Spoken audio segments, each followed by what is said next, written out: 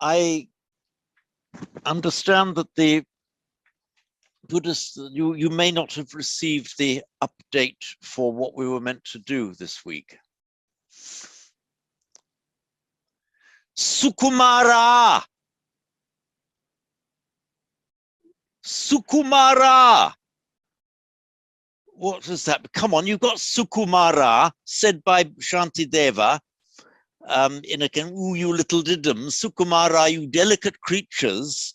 You don't know where we are this week. Well, how carefully were you concentrating when we stopped the lesson 2 weeks ago at the bottom of page 42 in Eginus? Anyway, I plead not guilty to the responsibility of sending out the messages. But on the other hand, when I was trying to work out where we were, I just I got a little note in my book. You see, end of page 42. Anyway, I'm not going to be cruel and nasty to you. I wouldn't be like that. Not until I become as advanced as Shantideva, then I'll be allowed, you see. At the moment, all I'll say is, Sukumara, you delicate creatures. Hang on, I'm going to share my screen room. Right. Enough banter, Sukumara. We are on Eginus at page 43. These are the last letters of the Devanagari alphabet that we'll be looking at before we jump into the grammar at page 45. So hopefully you can all see my iPad screen. Yes. Jolly good, thank you.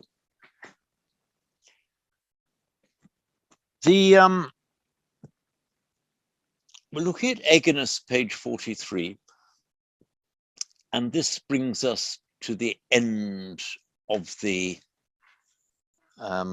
individual letters. That's the letters as viewed in isolation. That, as we all know, is the easy bit. And next we come on to the fun bit, which is how the letters join together. And the consonants, the vowels rather, that we've studied in their isolated form, get conjoined with the other letters. So we got to the end of page 42 2 weeks ago. That was the consonants ya, ra, la, va. And I do remind you that although, and I think it was yourself, Chris, if I remember right, you raised the point about semi-vowels and are they long or short? You did, right? And okay, they're called semi-vowels, but they treat them as consonants. They really are consonants. They're only called semi-vowels because, for example, one word ending in an u, where the following begins with, say, an a, that the u will, by sandhi, become a v sound. Does it in Pali to a certain extent as well, as in the second verse of the Karaniamitta Sutta, kulesu ananugidho becomes kulesu ananugidho, and so on. But basically, for purposes of prosody and syllabification, treat them as consonants. Now, to the last consonants, I'll just zip through these and go on to the grammar.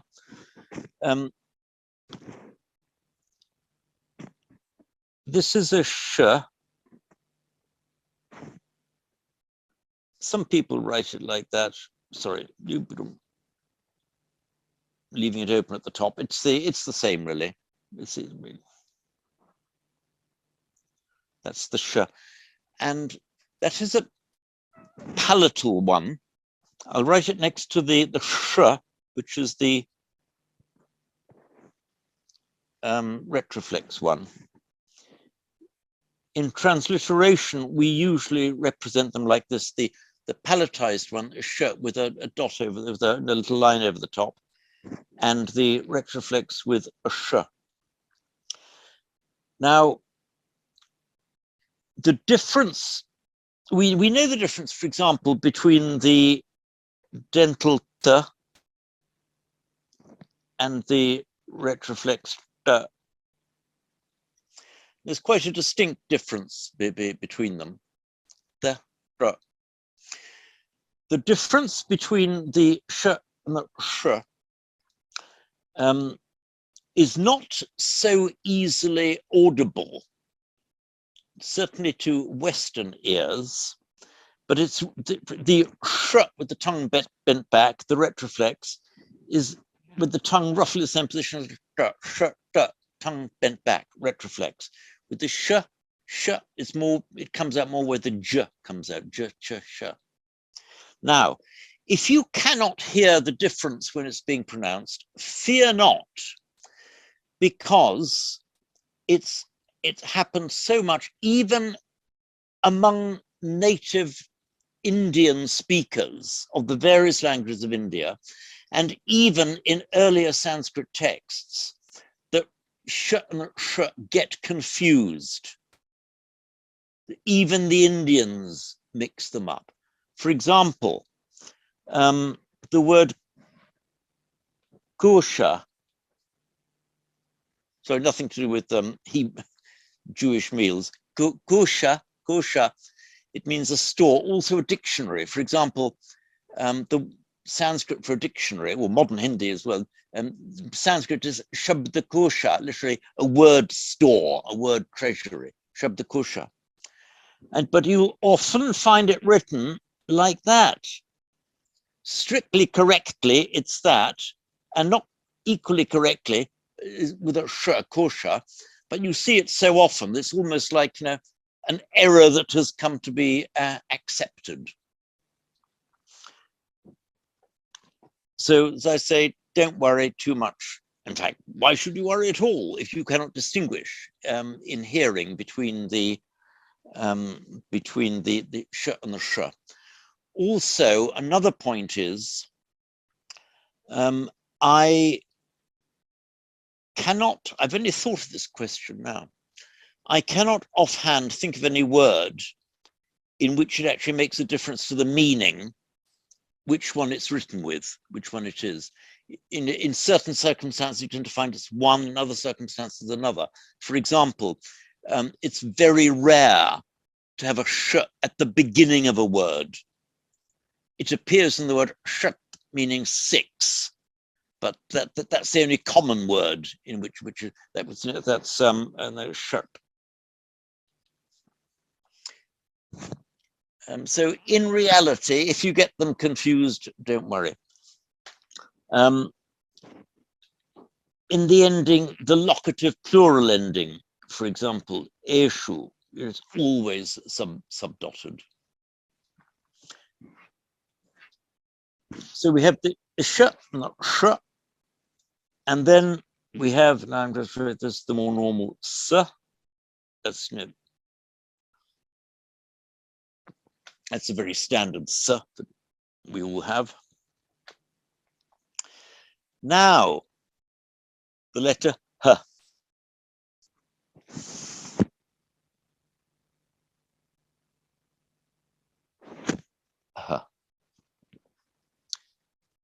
In manuscript, it's very often written just like that, in quick writing.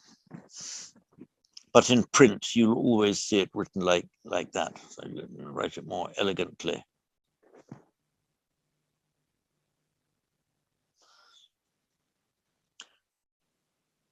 The important thing to remember with h is that it is a voiced consonant, not unvoiced.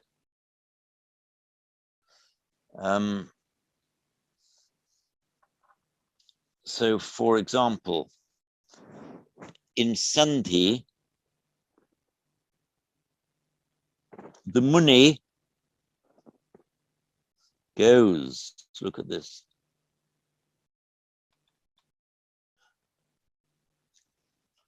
By Sandhi, that I becomes ir before a voiced consonant. Now, the Muni asks,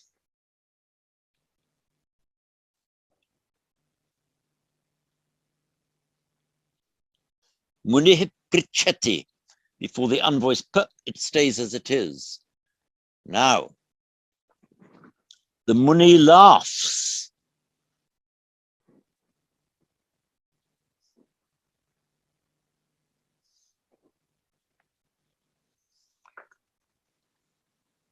Sorry, silly me, I can't remember whether it's for a moment I can't remember, is it Hasati or Hasyati? I'm going to show you how quickly now on my screen, I'm going to show you how quickly you look up, is it Hasati or Hasyati, MA Advanced, root Has.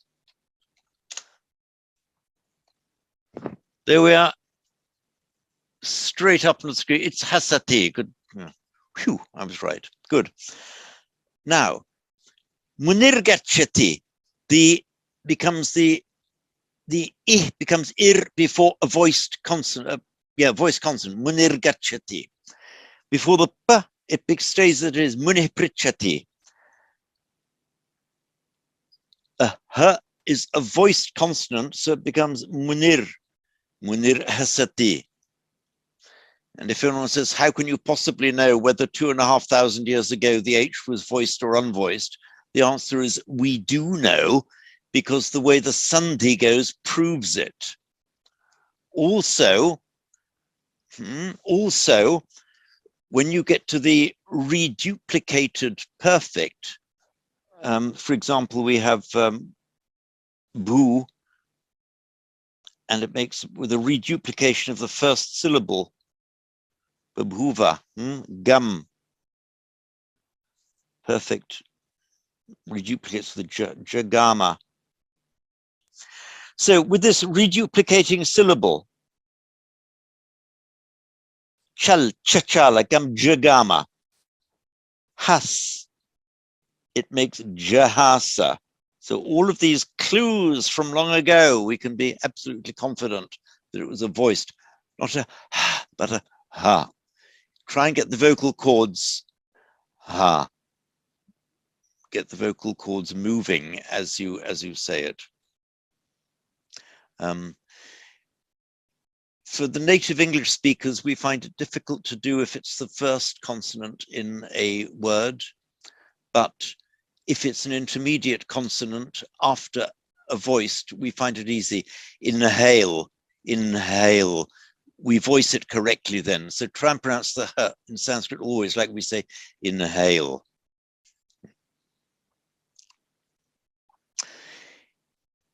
And remember to make it a pure h.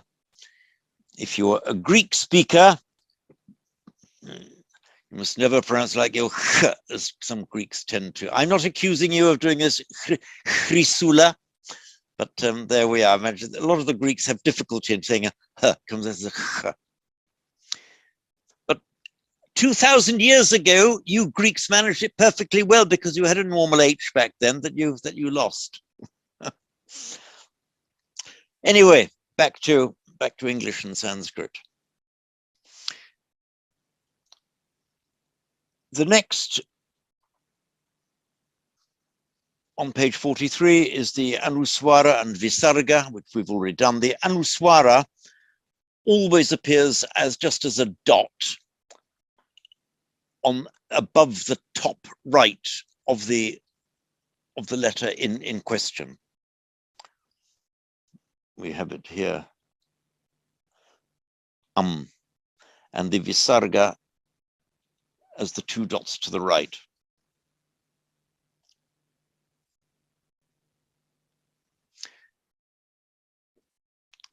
If you look at the bottom of page 43,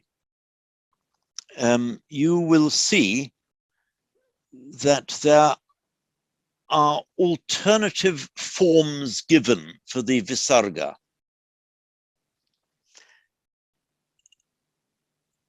I do not recall, I can't say it's never happened, but I do not recall ever having seen these alternative forms in use ever.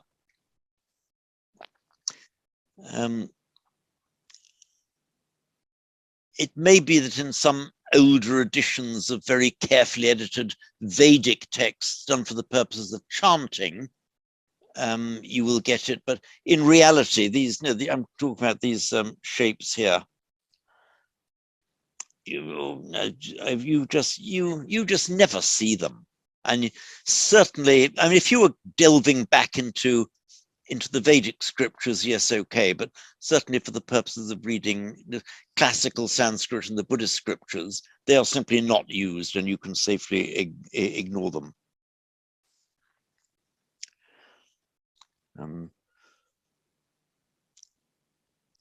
And I'll just say they're called the Jihva Muliya, the one before a K, because it's the Jihva Muliya, Jihva the tongue, Mula the root, it's pronounced from the tongue root.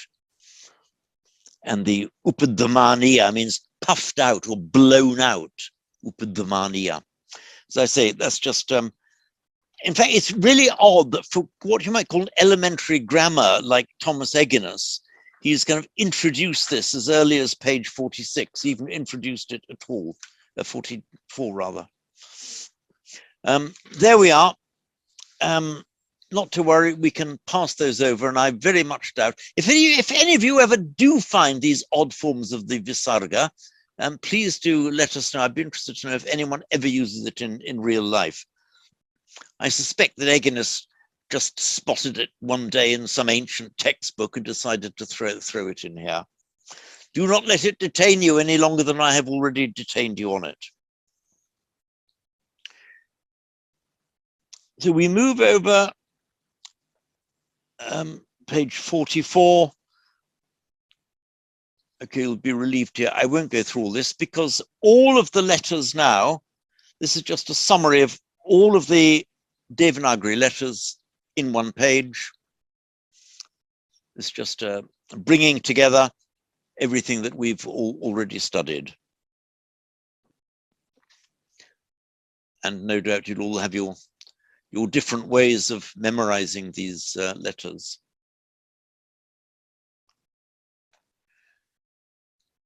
So we now go on to the, oh, by the way, we'll know quite soon, won't we? When we go on, just a few lessons on, when we go on to where the lessons just use the pure Devanagari, then we will know how well all the students have mastered these letters.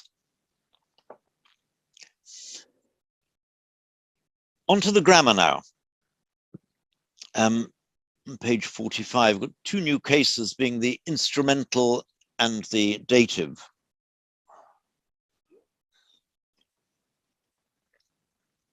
And they're given here both their Western classical names and their classical Sanskrit names. In classical, it's the Tritiya, literally the third, and the Chaturthi, the fourth. Chatur,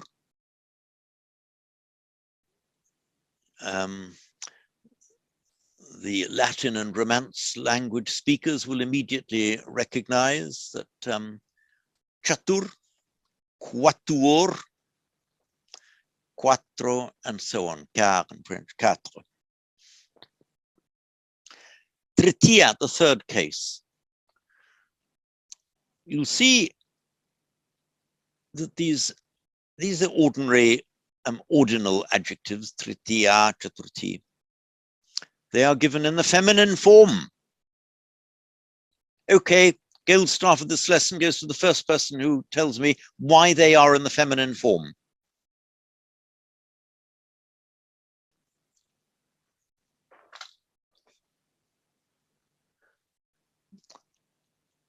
Who's looking most anxious about not getting the gold star? Who's got an anxious face?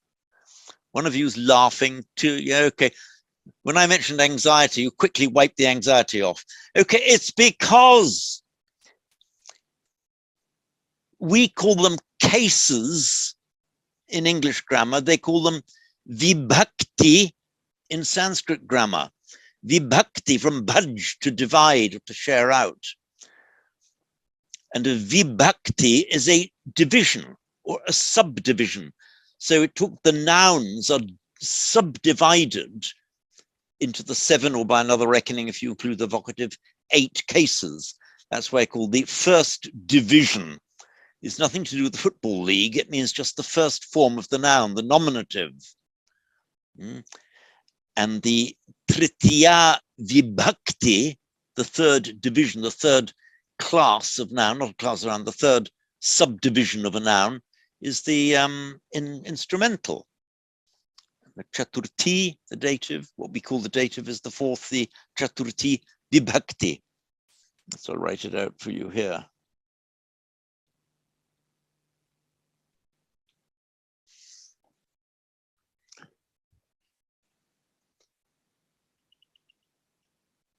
You all know, again, this is one of those things that you might know without realizing that you know it. The root bhaj. The basic meaning of the root bhag is like dividing and sharing out. And it came to mean, because the idea of dividing and sharing, is like giving what you have. And so and we have the bhaj, bhag, same. So for example,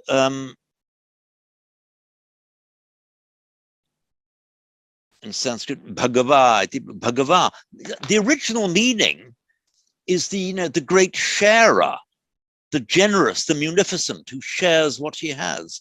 Also, it means that you have a great portion, so you are blessed.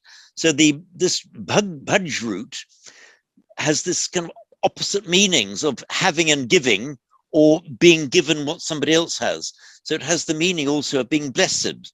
The bhagava means he has much, he has received much, sharing out. It's almost reminiscent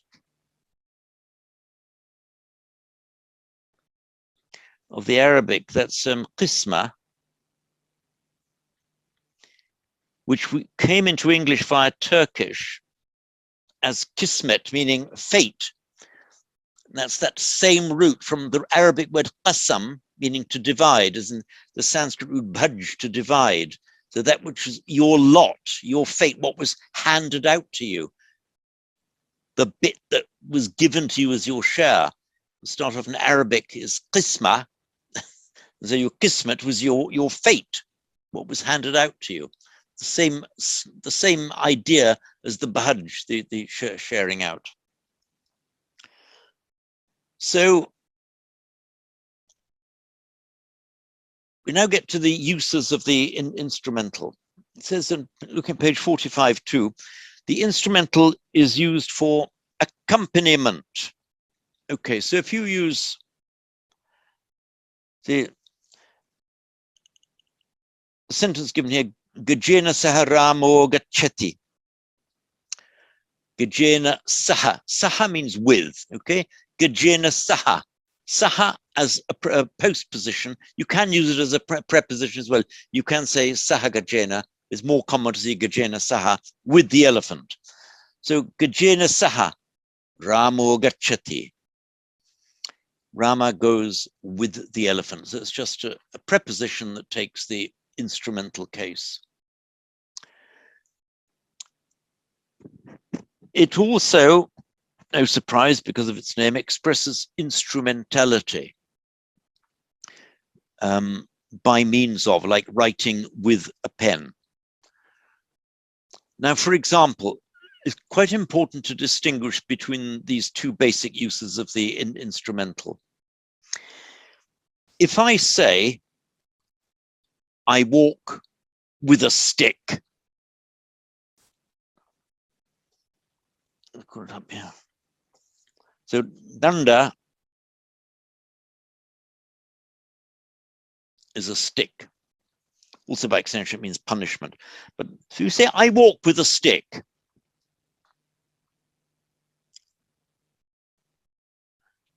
dandena chalami.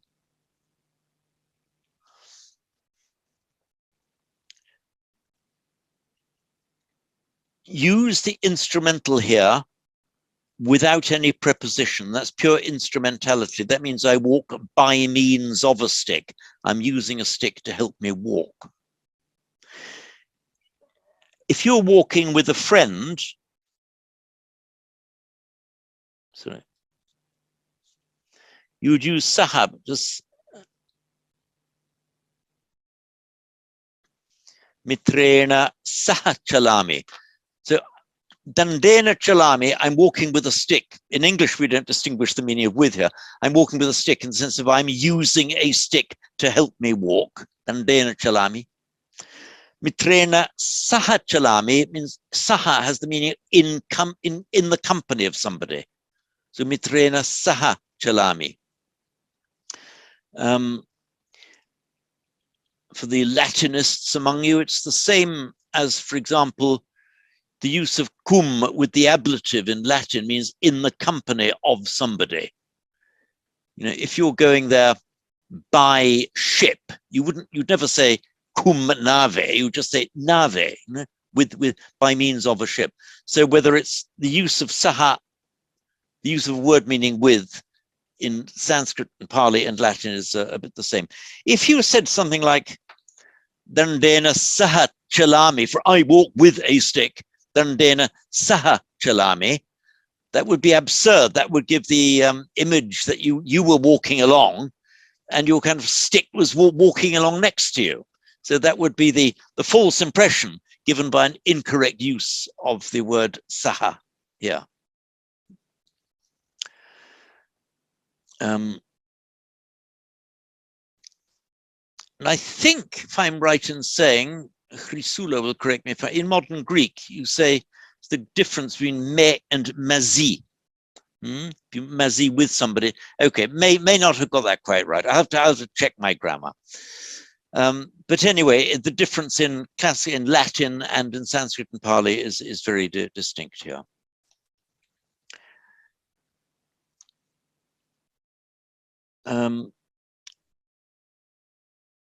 So come now to the dative, second half of page 45, used for the indirect object.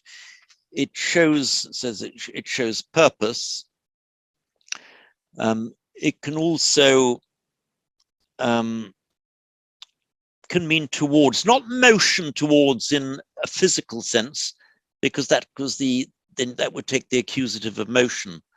But for instance, if something is conducive to nirvana, you see in Pali, nibbānaya samvartati is conducive, leads to nirvana. In Sanskrit, nirvānaya samvartate. So it can also, it can mean to, towards, it can also mean for the benefit of somebody. The word hitta,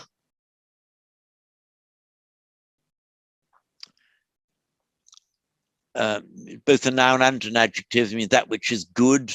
Generally, it's a very broad word, meaning which is good or beneficial, hitta. And if the Buddha taught for the benefit, for the good of the world, lokasya hitaya, for the benefit of the world.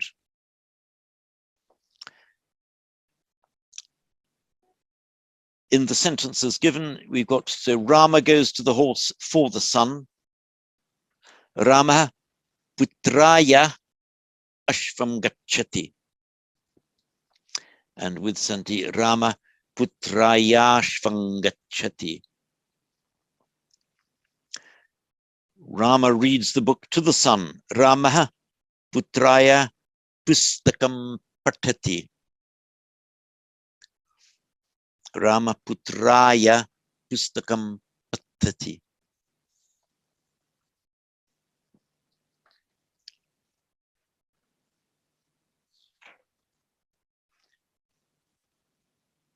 So looking now to page 46, this just gives a little table of how they are formed for nouns ending in a short a, nouns and adjectives ending in a short a. Narena, dual narabhyam, plural narai. Dative naraya, dative dual is the same as the instrumental, the be narabhyam, and dative plural narebhya. So narai instrumental, narebhya plural. Note, if you see the instrumental nara makes narena.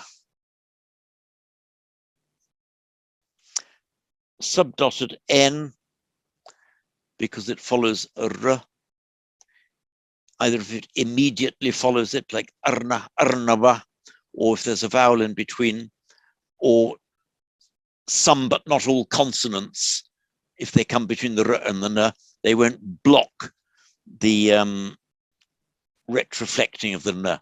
Some will, some won't. That's a detail we'll come to.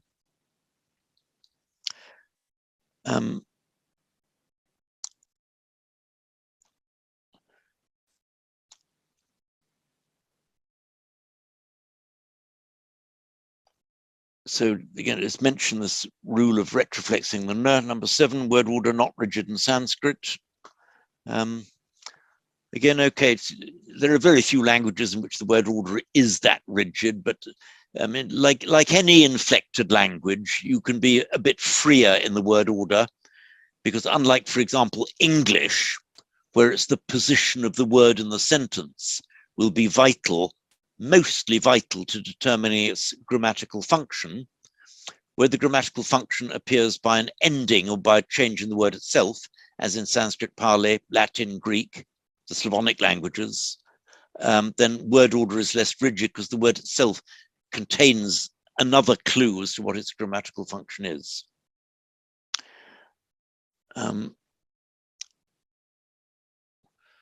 So, for example, you know, the dog bites the man. In English, it has to be the dog doing the biting, and the man has to be the object. If you change it round, the man bites the dog. Again, you see, the man has to be the person doing the biting, and the dog is the object of the biting. But if you have the grammatical endings showing which is nominative and which is the accusative, you can swap the words round without changing the meaning, because the nominative ending or the accusative ending will tell you which one it is. So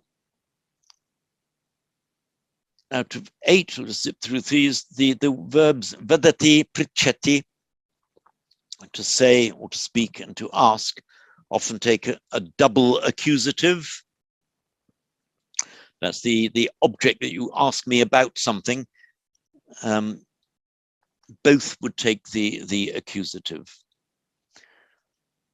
Person addressed closer to the verb. So Rama mrigam putram vadati. So with Santi, Ramo mrigam putram vadati. So Rama, the deer, the son speaks. So Rama speaks to the son about the deer. Both can go in the direct accusative in Sanskrit. And there are other more elegant ways of putting it in Sanskrit, but it's just made simple here for the purposes of the basic grammar.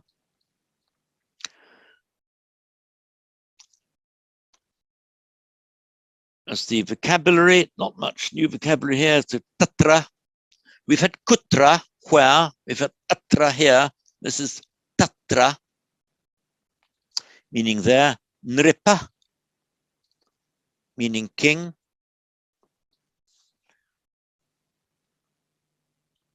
Nripa. We have the word nara, meaning a man or generally a person. We have the root pa. Just there are two roots pa. One means to drink, but the other means to protect. If you put the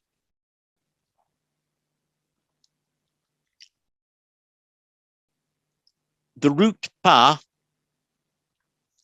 ends in a long a. When you put a root ending in a long a, you'll often see this. If you put it as the final member of a compound, meaning protector, that's here, protector of men, then it becomes a short a and now declines like any other noun ending in a short a. And also because in Vedic the pa was accented, the nara was softened to nri. So nripa, nripa, and you can ignore that accent here. Nripa, literally man protector, the protector of people. The idea was that the king was the protector of his people. So narapa, softened to nripa.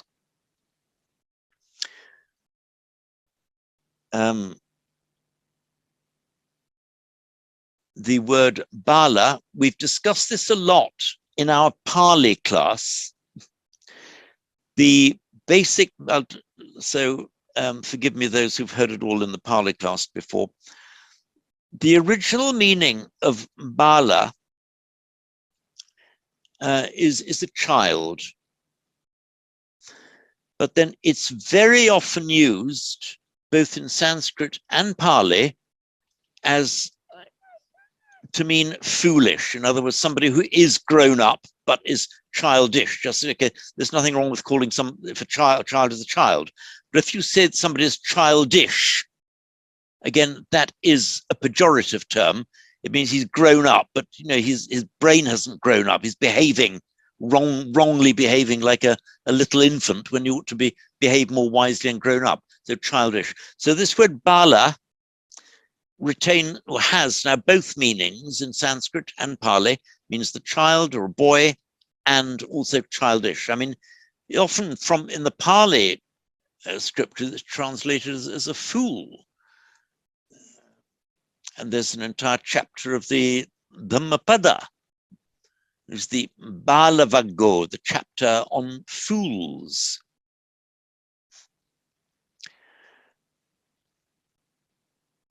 So Vira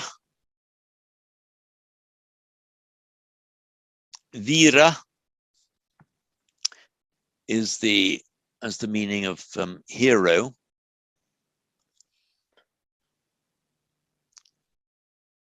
It's like the big alpha male. I mean, it's no coincidence. And the Latin word vir, meaning a man, from which we get virile, for example. It's that same word. So the vira used just to mean man, but then it came into the big he-man, the alpha male. That's why it's the hero. And spiritual leaders as well. Among the Jains, for example, the Jinas is also referred to as the Mahavira, the great Vira, the great hero.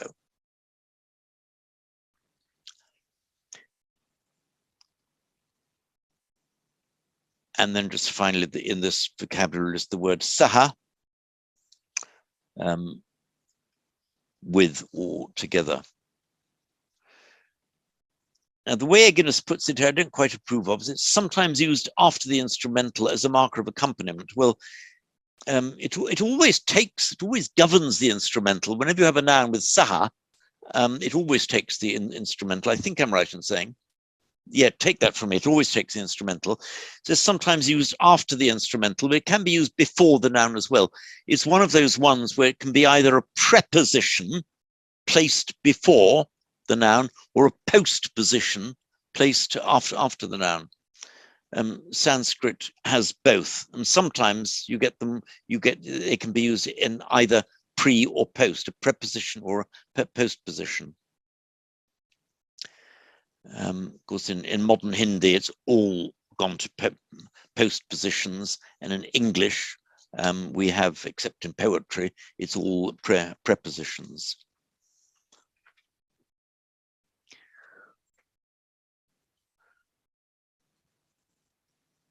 Right, now we get to the fun bit. What I regard as the fun bit anyway, which is the exercises. Oh yes, it is, Mariana. This is the best fun of all.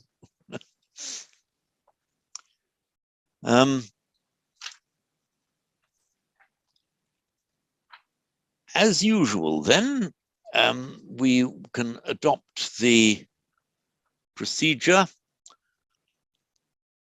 that if you're showing your face, then you are volunteering. Now, I see, okay, I've got a kind of rule that I never make somebody come on to volunteer. It's voluntary. It's voluntary.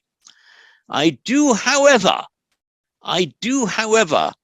find it difficult to keep my big mouth shut in saying just this, that I'm noticing a much smaller number of revealed faces than I'm used to. Apart from me, I've only got 5 on the screen. Ah, thank you, Bob. 6 on the screen. So, Bill. Bob, sorry, I was right first time. Sorry, I'm late. I got in from a meeting. I've been in a meeting. Yeah, I got your email. Glad you managed to make it. Thanks then, Bill. Bob. By the way, what does MEP stand for? It's not member of the European Parliament, is it? No, it's an organization. It's like a small NGO. It's called right. Mobile Education Partnerships. Mobile Education Partnerships. Ah, right. Okay. You work in Burma, so there you are. Okay, so you could be mistaken for a member of the European Parliament with them. Not after 2016, I think. Well, you might be an Irish passport holder like me. That's the way you, mind you, with an accent like yours, you're probably not an Irish passport holder.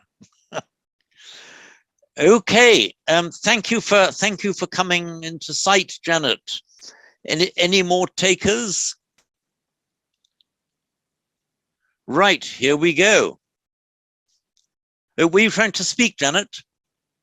You're muted. Okay. Oh, there we are. I'm having a bit of trouble, so I can hear you, but I'll be in and out with the, whether I have it on video or not. I'm not sure. Okay, right. So can you see and hear at the moment? Yes. Okay, fine. Well, what we'll do then, we'll quickly give you the first bit of translation. Oh dear. Just in case you fade. So actually, it's a really, really simple one. Yes, but then you'll ask me to do something hard that I haven't thought about. Okay. Okay, so that's says in page 48. Page 48. Sentence A, which you may read without sandhi, then read with sandhi. Okay. So and then yes, they presented it to us, didn't they? Kutra virha. I can't say it. Virha. Vira. Tishtanti. And then with Sandy, Kutra virhas. The H, you're putting a ch in there. I think that you got infected by my having done a Greek ch earlier in this class. Entirely forget the ch, which we don't have in Sanskrit. So kutra, without santi, kutra viraha tishtanti. Tishtanti. Kutra virha tishtanti. You've got the virha. This ch is slipping in. Vira, just vira. Vira, good, yes. Vira distanti. And kutra vir as distanti. Kutra viras distanti, yes. So it's the words are where heroes stand. Where do heroes stand is the question. It's a question from where. And there's a Sandy rule. The Visarga before the T changes to S, A-S. Correct, S, yeah. For both the long A and short A. That's a sort of final Visarga, an initial consonant, that T. That's the Visarga. Right, so where do the heroes stand, or where do heroes stand? almost like a moral question. Where do heroes stand? Yeah. Oh, that was far too easy, Janet. I said you would do that. I knew you would do that. Okay, but I do my homework, and now you're asking me to think on the spot. That's I'm anyone way too old for that. And come on, I'm 77. Have you I beaten know me? you're my hero.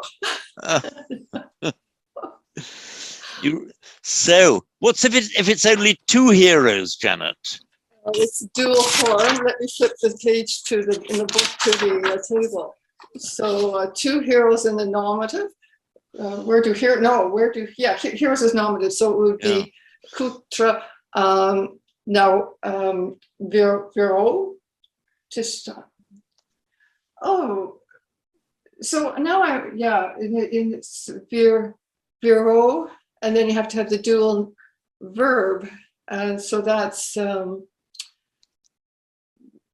tishtanta. Very good. Tishtata. Yes. I'm just going to pick you up slightly on your pronunciation of the last vowel in virau. You pronounce it more like an o, viro. Okay. In Sanskrit, you've got to be very careful to make the distinction between o, the pure vowel o, and the diphthongal composite vowel au. This is virau. And of course, they are two entirely different vowels in Sanskrit. Ow. Maybe if I think of it as the word ow. Tatra virau tishtata. Thank you. Right. Now the Pali students will, of course, know that the au and the same place to the ai, au and ai, have, although they're regularly there in Sanskrit, they both merge into the o and the e in Pali. Very good. Thank you, Janet. Glad we got you before you faded out. Right, the next one now is, yes, please, Bob. Can you do sentence B for us?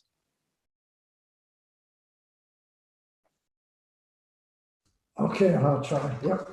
Okay, so sentence B is Balau Gajena Saha Tatra Bhavataha.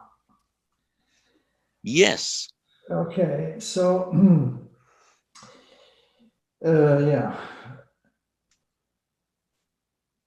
there are two boys with the elephant. Is that correct? Yeah, but specifically the word tatra is there. Tatra. Okay. So the speaker is specifically drawing attention to there. There are two boys there. The two boys are there with the elephant. Yes, okay. Two boys are there with the elephant. Okay. Right. How would you then say it if where are the two boys going with the elephant? Okay.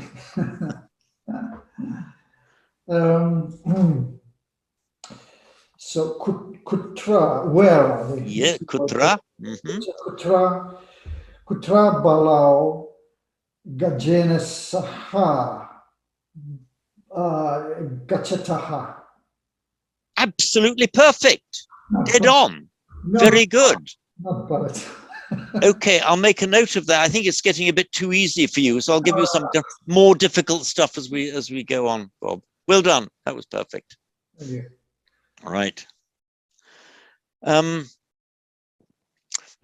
Bhante, yes, you are next. You are next on the next little screen. So, sentence C, please, Bhante. Yes. Nurpahat asfang gacchati. King. This is a singular. A king or the king goes to the horse. Right.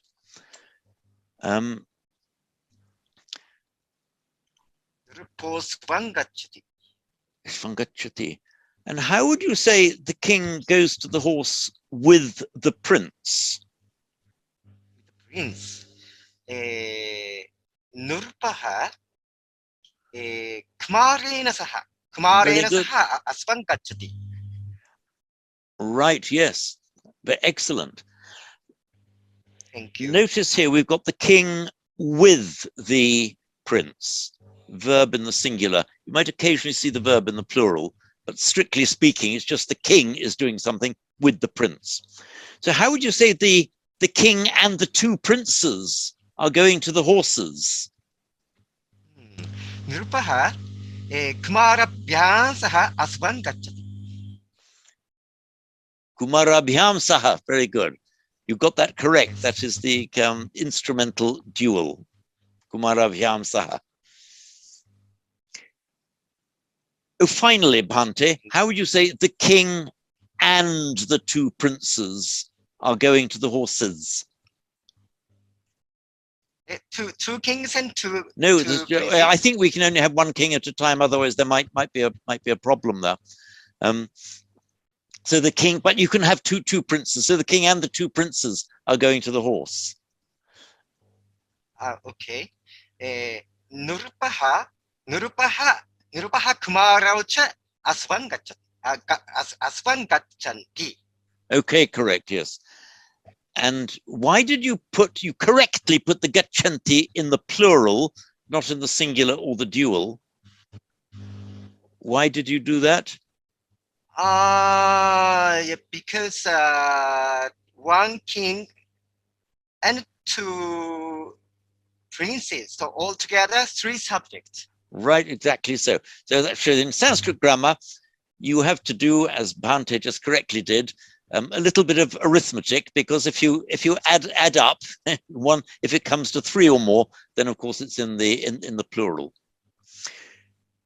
Now you're doing so well on the mathematical side of it, Bhante. How would you say the king and the prince go? King and the prince go. The prince in the singular. Nurupaha Kumaracha Nurupaha Kumarahacha Gacchataha. Correct. Asvan gacchataha.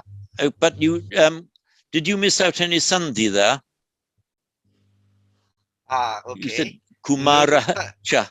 It should be without sandhi, yes, correctly. Kumaracha. With sandhi, it is Kumarahacha gacchataha. Kumarashcha. Yes. Kumarashcha. Yeah. Kumarascha asvan gacchanti. Agacchataha. That's correct. Good, very good. Thank you, Bhante. Thank you. You're welcome. Right. Kath, your turn for sentence D. Okay. Ashvena saha vira nrapan gacchati. Ashvena, oh, it's the same, is it? Oh no. Ashvena saha viro. Ashvena saha viro nrapan gacchati. Correct. So Ashvena saha with the horse. Mm-hmm. The hero, Viro hero, to the kings goes. So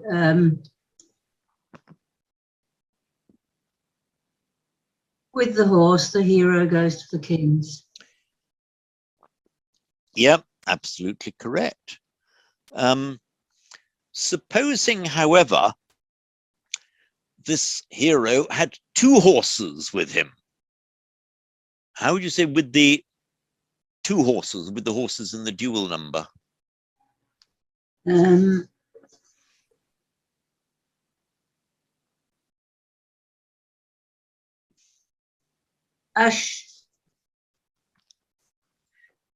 not sure whether it's Ash. Is it Ashvabhyam? Yes, yeah, you got it. Ashvabhyam saha. Both with a long R, which I think you got right. Ashvabhyam. Ashvabhyam. Saha.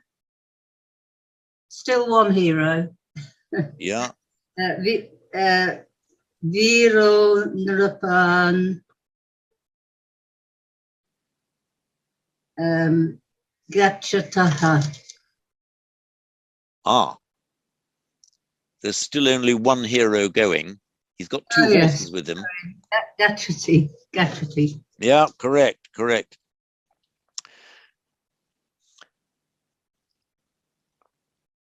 Okay, what is it? Okay, put it all now in the plural. So the heroes plural are going to the kings plural with the horses plural. Ashvabhyam saha. Ah, that would be the duel. Oh, sorry. Yeah.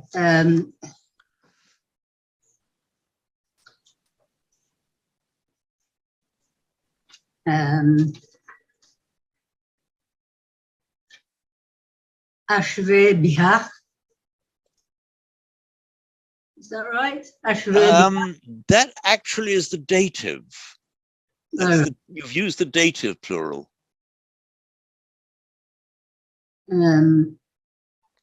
Oh yes, Ashvaih. Ashvay, yes. Ashvaih saha. Virach. Nripan. Gachanti. Correct. Now, using the correct sandhi, you said without sandhi, virah, with the visarga at the end. What happens with sandhi from virah gachanti?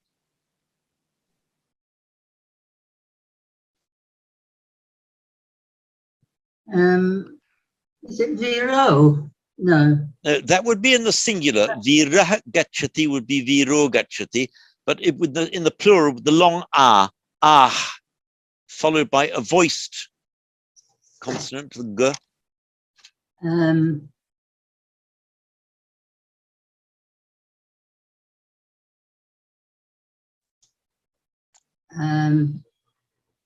I don't know. All that happens is if it's followed by a vowel or a voiced consonant, the visarga simply drops out. So you're left with a long ah. Oh, right. So if you look down, have you got the Eginus text in front of you? Yes. Okay. If you look down to sentence F, 2 below what you've just done, yes, you'll see without balaha gachanti, without applying sandhi, and the line below, bala gachanti. It's that exact same rule. Do you see it in front of you? Okay, great. Okay, thank you then, Kath. And we now go to Christine.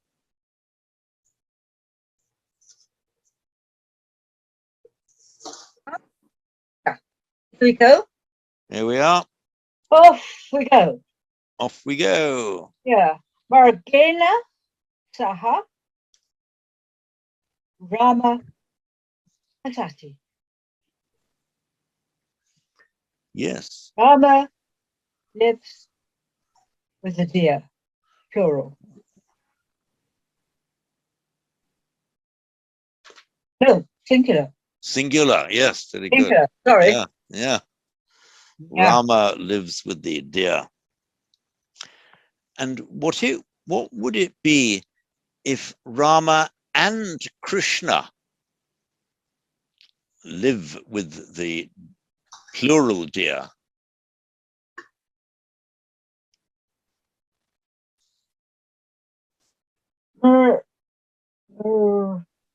Mergenai. I'm sorry, say again. Mergenai. I'm not sure that I'm saying that right for the instrumental. Saha. Mergenai. Sorry. Plural deer. Plural deer. I've got it ending in an AIH. That's right. So, saying it. So with the maybe deer. Another thing. Mergenai. Oh, no, it's not mrigenai. Mriga, nominative singular. Instrumental singular, mrigena. Instrumental plural, mrigai. Mrigai. So what you're doing, you're putting the N of the singular and then with a plural ending on that. Yeah. So just Yeah. mrigai saha. Mrigai saha. Mm.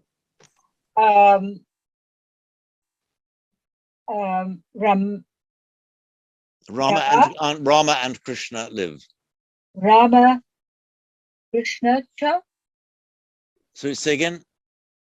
Rama Krishna cha. Vasanti. Rama and Krishna. You've got to follow what Bhante Yushi did. You see the correct arithmetic. So yeah, you've got there are two of them, so you've got to have a dual verb. Yes. Okay, here we go. Vasanta.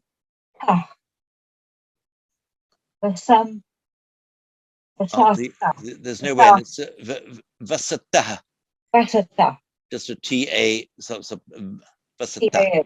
The n comes in for the plural. If it were multiple, of course, there'd be vasanti. So, but the dual is just vasata. Vasata. Did you give me the correct sandhi for the and Krishna? Say and Krishna. Rama.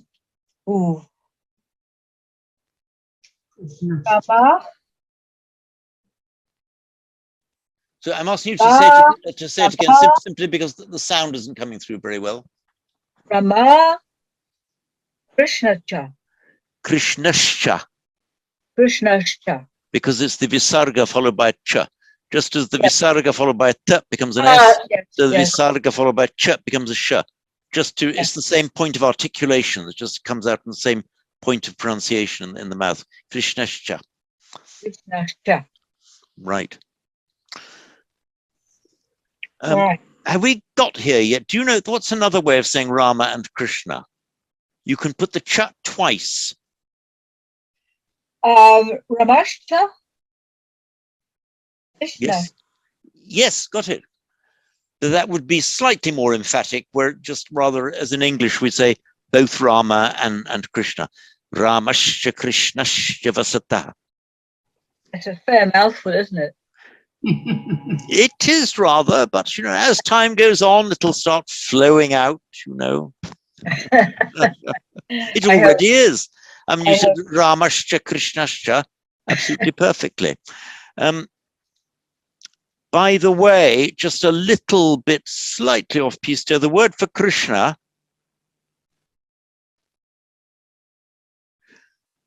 of course we write it like this if we were writing in English.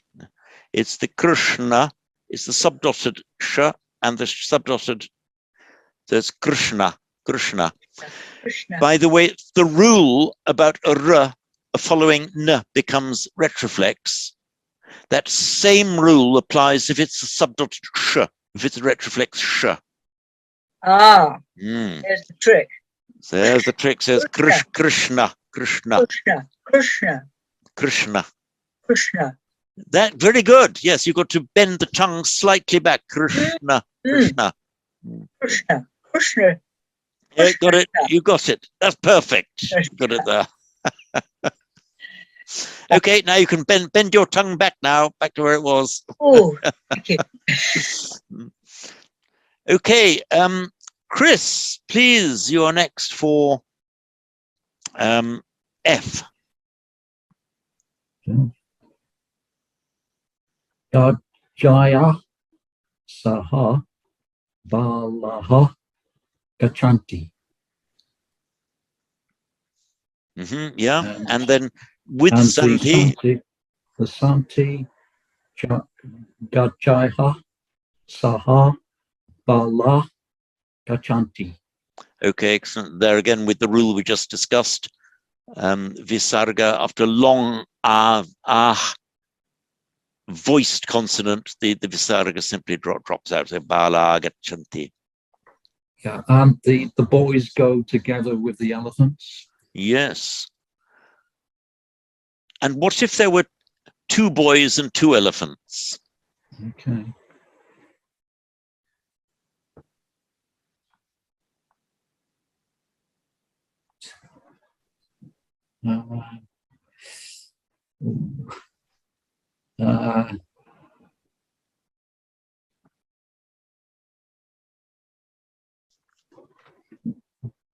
Gajaya. Sorry, two elephants. Gajai could is plural only. Gajai. Oh yes, yes, With of 2 course, elephants. Yeah. Gajarabya. Gajabhyam. Gajabyam. That's it. Gajabhyam. Saha. Balo.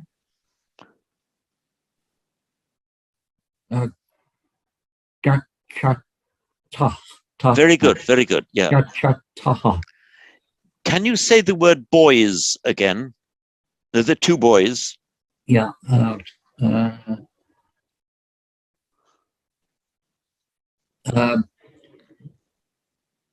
Balo. Okay, right. Yeah. Balau. Is it? Balau. Sorry, Balau. Balau. Now, when you first pronounced it, it sounded like that. I'll put this little mic on that. You pronounced it initially, the A came out short. Now, it should be. Now, this is actually, this particular pair is my favorite example in explaining the difference, the importance of getting the long and the short right. Oh, yeah. Because these words, bala, bala means strength. So if you accidentally shorten the A, you're saying strength instead of boy. So bala, bala. Yeah. And last week we had the, was it last week? Anyway, in the Bodhicharya Avatara, the bala vyuha, the arraying marshalling your bala, marshalling your strength, the bala vyuha. Yeah. Yeah. James, can I just ask you a quick question about about the Lexi logo tool? In the instructions, it advises you to type in the Roman form capital M to get the Chandra Bindu. What is the Chandra Bindu? The Chandra Bindu. The Chandra Bindu. Okay. You will find it. Okay, the Bindu is the dot. For example, there's the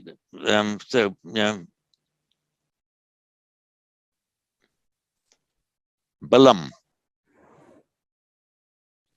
So Bindu just means a dot. Also means a drop of water, Bindu. Chandra means, do you know? No, sorry, I don't. The Chandra means the moon. Oh, right. Okay. Yes. So the Chandra Bindu is the moon dot. It's the one that's written like that, like a little half moon there, with a dot in it. That is the Chandra Bindu. Now, for example, in the syllable Om. Oh, I see. It's actually written with the Chandra Bindu. Of course. And that means it's not written as not just Om, but Om, more of a long, just a nasalized vowel. The Chandra Bindu, you do see it used a bit in, very common in Vedic. You see it used a bit in Sanskrit. So Sanlikati, for example. It is used in Sanskrit. You'll find it occasionally used in Santi. Anyway, that's the meaning. Right. So it's then on the Lex logo tool. I haven't tried. You could then type in the Om. In fact, I think Sanskrit. It actually gives you. Can you see where my cursor is? Yeah. So it gives you the separate symbol there. Yeah. But for the double M for Chandra Bindu. So, has it given it to me? Likati. Yeah, tan likati, yes. It's just like a variation on the Anuswara.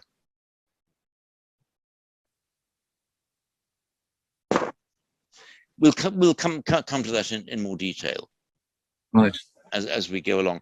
A fun bit of etymology here. So the Chandra, it's from a root actually from Chand, meaning to shine. So with the adjectival ending ra, so the Chandra is the shining thing. Chandra. And in English, our word candle is no coincidence, you see. Yeah. Because something that gives light. Chandra. Right, very good. Thanks very much. Right. I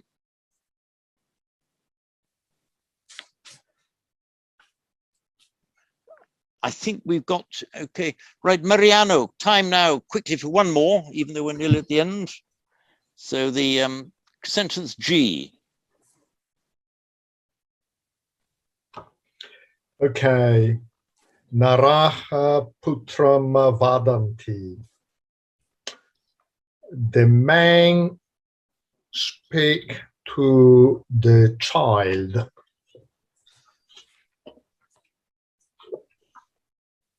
Right. So did you say the man or the men? The man. The men, plural. right, okay. So can you put all of that into the dual? Narao, even the child, or yeah, whole lot, yes. Narao putrao vadantah. Yeah. Oh. Don't know. Oh. You put an N in it. The dual. N? Yeah, you said Vedanta. Vadatah. Ah, yeah, Vedanta. Yes, okay. And just in the singular, all in the singular? Naraha putram vadati. Okay, correct. Naraha putram vadati. Good, excellent. So everyone has had a go. We're just beyond our time. And some of you, I will hopefully see in a few minutes' time for the Pali class. And next week, we're back, of course, with the Bodhicharya Avatara. Thank you. Thank you. Okay, thank you very much then. Thank you. Thank Bye you. then. Goodbye. Thank you. Bye. Thank you very much. Bye. Bye. Thank you.